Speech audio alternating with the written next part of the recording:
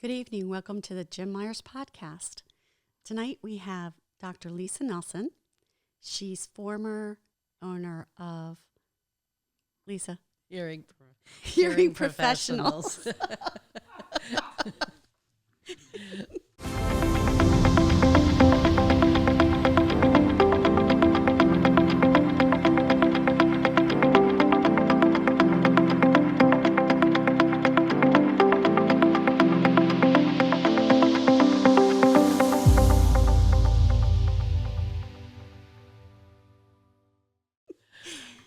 So, Lisa. Yes. Tell me how you decided to go into audiology. Audiology was actually something I sort of backed into. I was very undecided at Maryland, and in a chemistry class, there was a sign language interpreter. I spent more time watching the interpreter, trying to learn sign language through chemistry. Not advised. It was very difficult. But I ended up speaking with the interpreter, and she had given me ideas. I said, I want to be an interpreter. She said, no, you're too old. I'm like, Too old. yeah, I was 19, and I'm just looking at her, like she's crazy. And she said, well, sign language is a second language. And yeah, you're kind of old. Oh, okay. Okay, so what can I do with my interest in sign language? So she asked me, throwing out ideas. She said, well, you could be a teacher. I immediately shook my head, not feeling that. A counselor. I'm like, well, that's kind of a teacher, but just one-on-one, so not feeling that. And then she said, speech language pathologist. And I said, well, that's so long, of a name, I'm definitely not. And then she said audiology. I never heard the word before. Okay. Changed my major because she said, it's testing hearing, working with hearing aids, and balance. And I was like, science and, people. Right. Helping people. Right. So switched my major the next day and said, Mom, Dad, great news. I finally found a major. The bad news is I need a master's. Exactly. So mixed reaction with my parents because I was living at home and they were Right. helping me with that stuff. So, But you also went to Gallaudet, correct? yes, that is where I attended for my master's program because I wanted to be able to use sign language. I really wanted to connect with the deaf community. Not every audiology program actually trains an audiologist to be proficient in sign language, Right. believe it or not. So, Yeah. it was one of the few programs, and it was right down the road growing up in College Park. I'm sure that was a huge learning experience for you. Living on campus was definitely an experience. I lived at home going to the University of Maryland, so that was my first college campus. Yes. The library was a very interesting place because they didn't know how loud they were, and there was a whole lot of sounds that most of us would be, like, oh, that didn't just happen. Well, it happened a lot there, but it was a very unique experience, and I don't regret it. And Of course. yeah, So you graduate and you go to work for a company. What do you do? well, back when it was a master's program, because actually now it's the minimum education is a doctor of audiology degree for the profession of audiology. But back then it was a master's program, and then you had to find a clinical fellowship year, kind of like a residency, Okay. and then take the test and then get certified and licensed, et cetera. So you could have the degree, but if you didn't do that fellowship year and pass the exam, your education wasn't Right. fruitful. So I went to Gallaudet, and it was definitely a unique campus experience, and I don't regret it. So when did you decide I'm going to go out on my own. I'm going to be self-employed. I'm going to start my own practice. That's a huge step. Yes. I finished my fellowship year in 90. So then it was time for the real world. And I ended up working for a couple private practices before I decided to go out on my own. And those experiences really helped me understand private practice. But also I realized I really wanted to be the boss. You wanted to be the boss. Yeah. I had a vision of how treatment and how patient care should be. Right. So I really didn't always agree with. Understood, yeah. Yeah. And You had ideas. yes. And that was, so it was about 5 years Okay. before I said, I really want to do this my way. So you were young. Before 30. Yeah, Yeah. exactly. Just go out and start being self-employed, starting your own practice. And I have to thank my husband because he supported me emotionally, mentally, and fiscally, because it was his house that was the collateral for that first business loan. Right, right. It wasn't my little house; it was his little house. So, so yeah, the support and encouragement. So you were a team. Yes, definitely. Team from the beginning. Mm-hmm. Mm-hmm. Okay, so you open a practice. You have to hire other audiologists, a staff. And I know you were really into marketing. Mm-hmm. Mm-hmm. So tell me a little bit about that. So the first location was Laurel, Maryland, and it was me for a couple of years. And then, yes, it was time to grow. So hired audiologists to work with me. But also kind of the timeline, it was also time where I really wanted to start a family. Okay. So had to hire people so that I could, work on the other stuff. So we had the Laurel location from 95, and then it was 97 when I started. I bought out an existing practice in Waldorf. Okay. So then it became 2 locations. Mm-hmm. And then in 99, started the Bowie location. And then in 2008, it was a California, Maryland location, and also some satellite locations along the way as well. So just kind of kept growing. Well, that's pretty quick. It was pretty quick. But the timing must have been right. Yeah. And You see opportunity, and, he who hesitates is lost. Right. So, yeah, I jumped on things pretty quickly. And I'm sure strategically to choose locations where it was needed.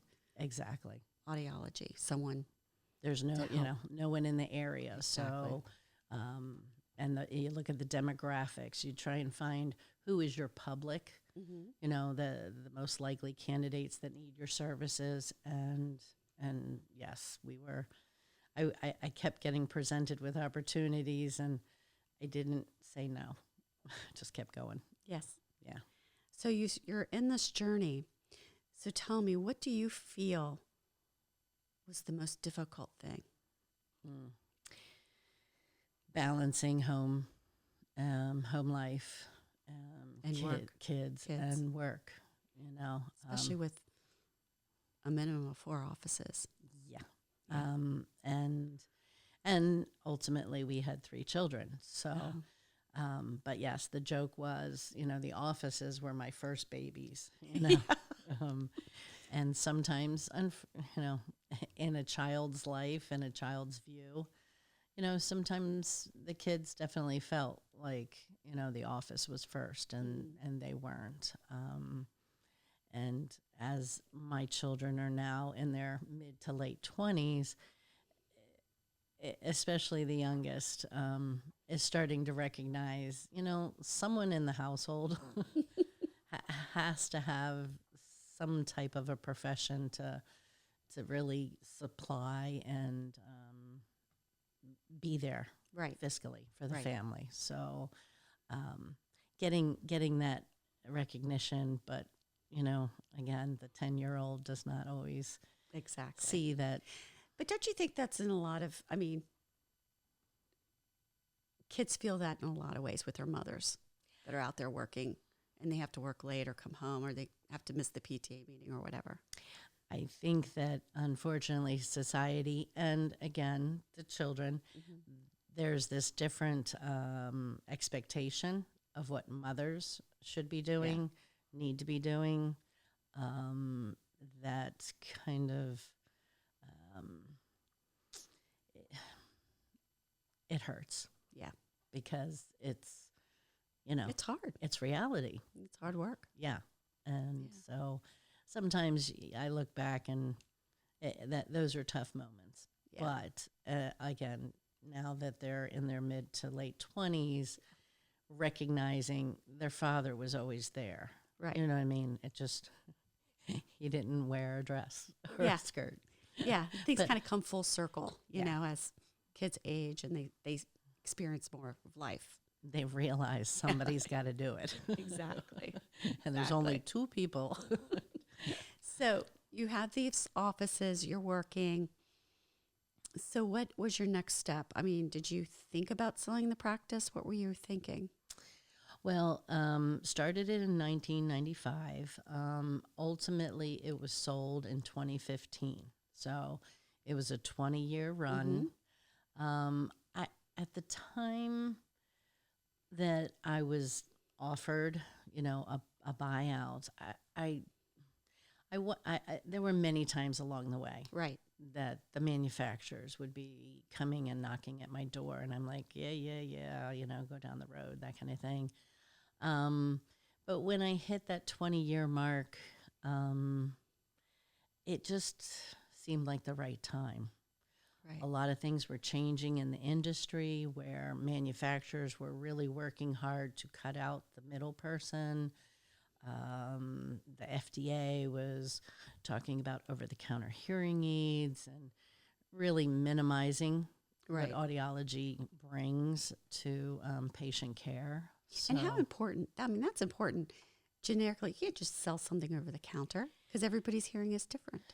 Well, Am I right? And that's true. It's true. It's like it's like a fingerprint. Everyone's Yes. hearing loss is different. There are some general patterns. Yes. So kind of like those initial readers that you use to kind of get by until your eyes maybe present with something a bit more challenging than just a little piece of glass. So yes, there is use for those devices. It's kind of a mixed bag because you get them and you think, oh, this is a great solution, but they're really not tailored to your individual needs. Right. So it may be a really bad experience, and that postpones you getting help for even longer. Right. So that's sort of, it can backfire. But for some people, the readers get them by, and sometimes these over-the-counters do fit that interim need before going into something that's really customized. I would think that your patients would become very dependent on you. You know what I mean? Because, I have to have Dr. Lisa come and check my hearing. I have to go in there and see her. I only want to see her. Is that true? So that didn't burn me out. It was definitely the HR aspect of being the owner and the boss. And 20 years is a good run. It is. And like I said, the industry was changing, so they were being so aggressive with their buyouts. They were offering more money. Good. And none of my kids had any interest in audiology or marketing or any aspect. No interest in working in the company. No. Okay. So that made That's it not real unusual, easy. though. No, I know, but it made it real easy to Right. say, okay, Yeah. sure. So yeah, so at age 50, I became unemployed. You retired, basically. Well, I was looking for the dream job of, only working when it's raining, and maybe Tuesday and Thursday, Yes. that kind of thing. But Yeah. didn't quite find that audiology job out there. So yes, I've been retired-ish. So now that you're, quote, retired, what is the main thing that you miss? The patients. The patients. Yeah, just that relationship and seeing the person's face light up when, they're hearing things clear and crisp, or all of a sudden they're realizing that this sound in the room, which everyone else hears, they're just like, what is that? And it's like, the air conditioner, the air blowing. It's been there the whole time, Yeah. things like that. And for the dizzy patients, very rewarding, because 9 times out of 10, they have been to 5 to 7 different doctors. They'll throw meclizine or a drug or this, that, and the other, and just pass them along. Right. But as an audiologist, we really worked with the functional aspect of balance, and to really kind of dissect what's going on. Was it a brainstem issue, or was it more of an inner ear issue? And being able to help those patients understand what's going on and help them get better. Yeah, so it's Rewarding. it's a very rewarding field in the way of the Mother Teresa complex. Yes. It really, really is. Well, within that 20-year journey, what would you say was one of the primary reasons for your success? Was it luck? Was it work? Was it being able to be flexible? Because you were successful. And everybody thinks that comes so easy. I know. No, nothing came on a silver platter. No. Nothing came to my door like Amazon Prime and knock, knock, and here you go. I would say it's more my competitive spirit, which, yes, entrepreneurial. Yes. Because I wanted to make things better for people, you know what I mean? And I Right. had a vision of patient care and what's the right way to do it and things like that. So I would say that pushed me, but also the willingness to take chances. Exactly. Knowing that it just meant more work. Right. It always meant more work or more hours, or more driving. Yes. California, Maryland, from Bowie, Maryland, that's a stretch. It is a stretch. Yes. Yeah. And of course, when I sent out the thing saying, oh, we opened up an office in California, I didn't put Maryland. And I cannot tell you how many people thought I was flying across the continent to set up an office. They're like, that's a little far. Yeah. Like, okay. Yeah, California, Maryland. It's real. Yeah. Well, Lisa, I really enjoyed talking to you. It's been a pleasure. Your journey, it's commendable. Thank you. Really. Thank you. Thank you for coming. My pleasure.